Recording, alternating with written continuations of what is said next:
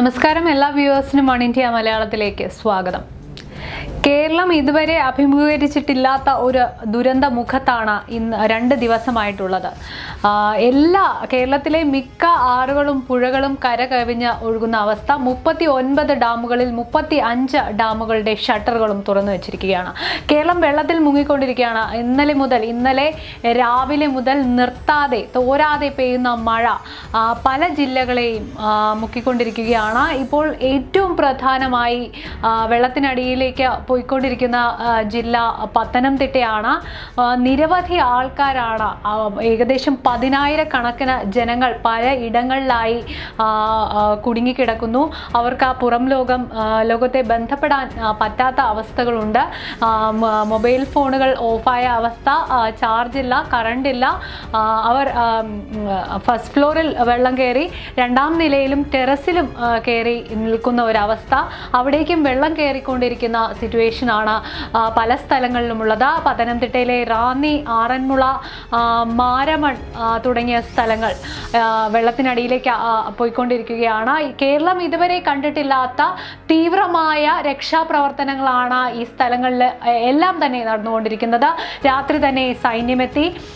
23 മുതൽ 25 ബോട്ടുകളിലായി സൈന്യവും നാവികസേനയും വായുസേനയും അടങ്ങുന്ന രക്ഷാപ്രവർത്തകരെല്ലാം ആ സ്ഥലങ്ങളിലേക്ക് എത്തിക്കൊണ്ടിരിക്കുകയാണ്.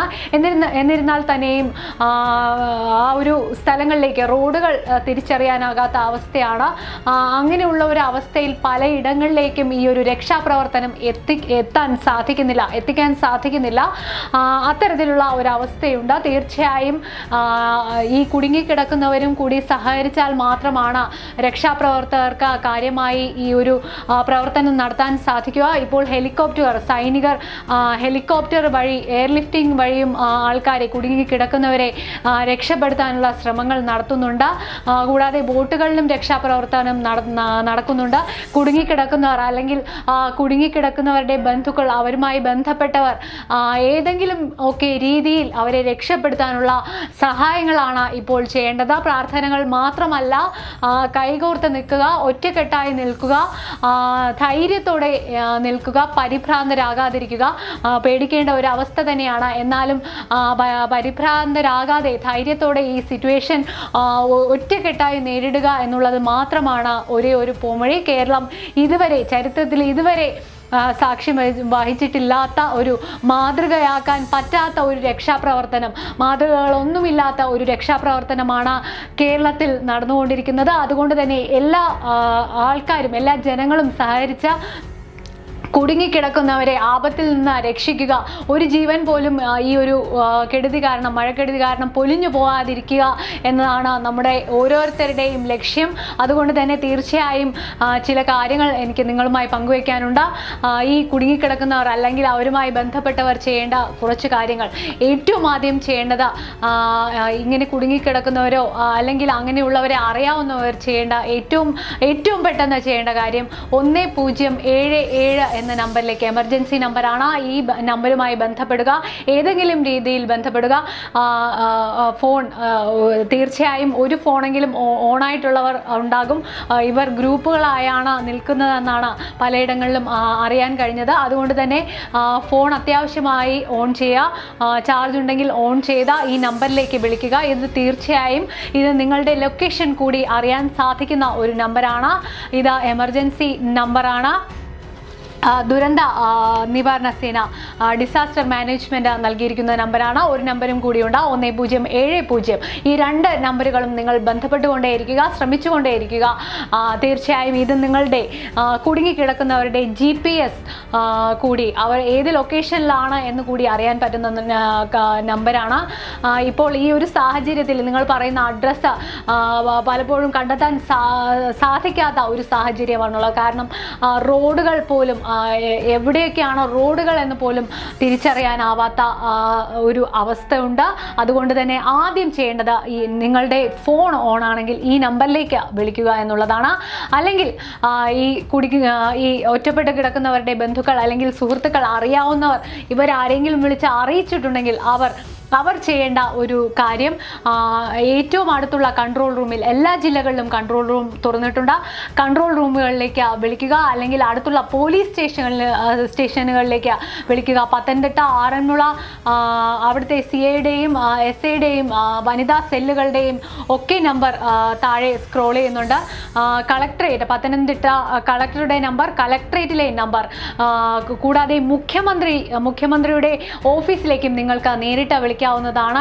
ഈ കൺട്രോൾ റൂമുകളുടെയും മറ്റു നമ്പറുകൾ പലപ്പോഴും സ്വിച്ച് ഓഫ് ആണ്, അല്ലെങ്കിൽ കിട്ടുന്നില്ല, ബിസിയാണ് എന്നുണ്ടെങ്കിൽ മുഖ്യമന്ത്രിയുടെ ഓഫീസിലേക്കും നിങ്ങൾക്ക് നേരിട്ട് വിളിക്കാവുന്നതാണ്. അവിടെയും കൺട്രോൾ റൂം ഓപ്പൺ ആണ്. 24 മണിക്കൂർ സജ്ജമായി എല്ലാവരും ഇരിക്കുകയാണ്. തീർച്ചയായും നിങ്ങൾക്ക് മുഖ്യമന്ത്രിയുടെ ഓഫീസുമായും ഒറ്റപ്പെട്ട് കിടക്കുന്നവരുണ്ടെങ്കിൽ, അവർക്ക് അറിയാവുന്ന ആരെങ്കിലും ഉണ്ടെങ്കിൽ നിങ്ങൾക്ക് അവിടെയും ബന്ധപ്പെടാവുന്നതാണ്. പിന്നെ മറ്റൊരു കാര്യം ഉള്ളത്, മൂന്നാമത്, നിങ്ങൾക്ക് നിങ്ങളുടെ ഫോൺ ഓൺ ആണെങ്കിൽ അല്ലെങ്കിൽ നിങ്ങൾക്ക് നെറ്റ്വർക്ക് ഉണ്ടെങ്കിൽ ദയവായി ഗൂഗിൾ എടുക്കുക, ഗൂഗിൾ മാപ്പ് ഓൺ ചെയ്യുക, അതിൽ ഡീപ്രസ് ചെയ്യുക. അപ്പോഴേക്കും നിങ്ങളുടെ GPS എവിടെയാണ് നിങ്ങളുടെ ലൊക്കേഷൻ എന്നുള്ള ഒരു നമ്പർ അവിടെ തെളിഞ്ഞു വരും, ഒരു അക്കം അവിടെ തെളിഞ്ഞു വരും.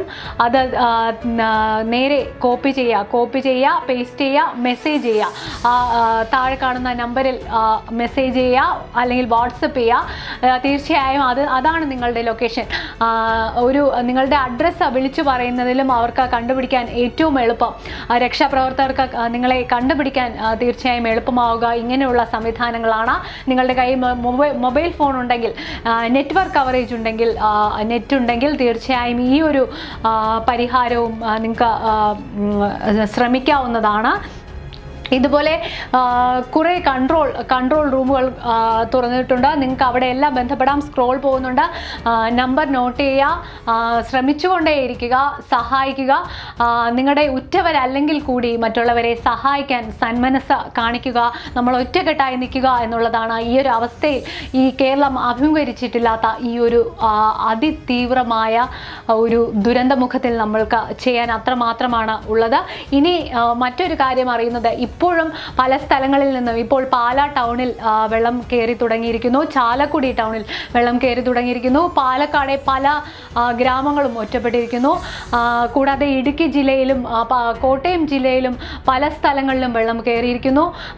ആൾക്കാർ വീടിൻ്റെ രണ്ടാമത്തെ നിലയിലേക്ക് മാറിക്കൊണ്ടിരിക്കുകയാണ്. പലരും വീട് വിട്ട് ഒഴിഞ്ഞു പോകാൻ തയ്യാറാവുന്നില്ല എന്നാണ് രക്ഷാപ്രവർത്തകരും പോലീസും എല്ലാം അറിയിച്ചിരിക്കുന്നത്. തീർച്ചയായും അങ്ങനെ ഒരു സാഹചര്യത്തിലേക്ക് പോരുത്. ഇന്നലെ ഇതേ അവസ്ഥയാണ് പത്തനംതിട്ടയിൽ ഉണ്ടായിരുന്നത്. പകൽ പല സ്ഥലങ്ങളിലും പോലീസും രക്ഷാപ്രവർത്തകരും എത്തി ആൾക്കാരോട് ഒഴിഞ്ഞു പോകാൻ ആവശ്യപ്പെട്ടിരുന്നു. എന്നാൽ അവരത് ചെയ്തിരുന്നില്ല. ആ സമയത്ത് അവിടെ വെള്ളം കയറിയിരുന്നില്ല. അവർ വിചാരിച്ചിരുന്നില്ല അവിടെ വെള്ളം കയറുമെന്ന്. പക്ഷേ ആ വീടുകളിലെല്ലാം രണ്ടാമത്തെ നില വരെ ഇപ്പോൾ വെള്ളം എത്തി നിൽക്കുകയാണ്. തീർച്ചയായും അതുകൊണ്ട് ആ ഒരു സാഹസത്തിന് ആരും മുതിരരുത്. രക്ഷാപ്രവർത്തകരും പോലീസും എത്തി ഒഴിഞ്ഞു പോകാൻ പറയുകയാണെങ്കിൽ തീർച്ചയായും സുരക്ഷിത സ്ഥാനങ്ങളിലേക്ക് നിങ്ങൾ ഒഴിഞ്ഞു പോകണം. നാശനഷ്ടങ്ങളുടെ കൂടെ ജീവനും പൊലിയാതെ സൂക്ഷിക്കുക എന്നതാണ് നമ്മൾ ഇപ്പോൾ ചെയ്യേണ്ട ഏറ്റവും വലിയ കാര്യം. സുരക്ഷിത സ്ഥാനങ്ങളിലേക്ക് ഉദ്യോഗസ്ഥർ പറയുന്നത് പോലെ, സർക്കാർ പറയുന്നത് പോലെ നിങ്ങൾ ദുരന്തമുഖത്ത് നിന്ന് മാറി നിൽക്കുക. സുരക്ഷിത സ്ഥാനങ്ങളിലേക്ക്, അവർ കൊണ്ടുപോകുന്ന സ്ഥാനങ്ങളിലേക്ക്, ദുരിതാശ്വാസ ക്യാമ്പുകളിലേക്ക് നിങ്ങൾ മാറുക, സുരക്ഷിത സ്ഥാനങ്ങളിലേക്ക് മാറുക. തീർച്ചയായും അവർ പറയുന്ന കാര്യം തീർച്ചയായും അനുസരിക്കുക എന്നുള്ളതാണ്. മഴക്കെടുതി, കേരളം ഇതുവരെയും കണ്ടിട്ടില്ലാത്ത ഒരു മഴക്കെടുതി, പ്രളയ ദുരന്തമാണ് കേരളം നേരിട്ടുകൊണ്ടിരിക്കുന്നത്. ഒരു മാതൃകയാക്കാൻ കഴിയാത്ത ഒരു രക്ഷാപ്രവർത്തനം, തീവ്രമായ ഒരു രക്ഷാപ്രവർത്തനം നടത്തുന്നു. എല്ലാവരെയും രക്ഷിക്കാൻ ശ്രമിക്കുന്നു. മരണങ്ങൾ കൂടാതിരിക്കാൻ ശ്രദ്ധിക്കുന്നു. എല്ലാത്തിനും നിങ്ങളുടെ തീർച്ചയായും ഓരോരുത്തരുടെയും സഹായം രക്ഷാപ്രവർത്തകർക്കും സർക്കാരിനും പോലീസിനും എല്ലാം അത്യാവശ്യമാണ്. എല്ലാവരും സഹകരിക്കുക, ഒറ്റക്കെട്ടായി നിൽക്കുക. കേരളം ഒറ്റക്കെട്ടായി നിന്നാൽ മാത്രമാണ്, പരസ്പരം സഹായിച്ച് നിന്നാൽ മാത്രമാണ് ഈ ഒരു ദുരന്തമുഖം നമുക്ക് ഒറ്റക്കെട്ടായി നേരിടാൻ സാധിക്കുന്നത്. അതിശക്തമായ മഴ ഞായറാഴ്ച വരെ തുടരുമെന്നാണ് കാലാവസ്ഥാ നിരീക്ഷണ കേന്ദ്രം അറിയിച്ചത്. അറിയിച്ചിരിക്കുന്നത്. തീർച്ചയായും എല്ലാവരും കരുതിയിരിക്കുക, കൂടുതൽ ജാഗ്രതയോടെ ഇരിക്കുക. അതീവ ജാഗ്രത ആണ് മുഖ്യമന്ത്രിയും സർക്കാരുമെല്ലാം പറഞ്ഞിരിക്കുന്നത്. തീർച്ചയായും ജാഗരൂകരായി ഇരിക്കുക, ദുരന്തമുഖത്ത് നിന്ന് മാറി നിൽക്കുക, എല്ലാവരും ഒറ്റക്കെട്ടായിരിക്കുക. നമ്മൾ ഈ ദുരന്തത്തെ നേരിടുക തന്നെ ചെയ്യും എന്ന് വിചാരിക്കാം. കൂടുതൽ ദുരന്തങ്ങളും ഒന്നുമില്ലാതെ ഈ ഒരു മഴക്കെടുതി, ഈ ഒരു മഴ പ്രളയം അവസാനിക്കട്ടെ എന്ന് വിചാരിക്കാം.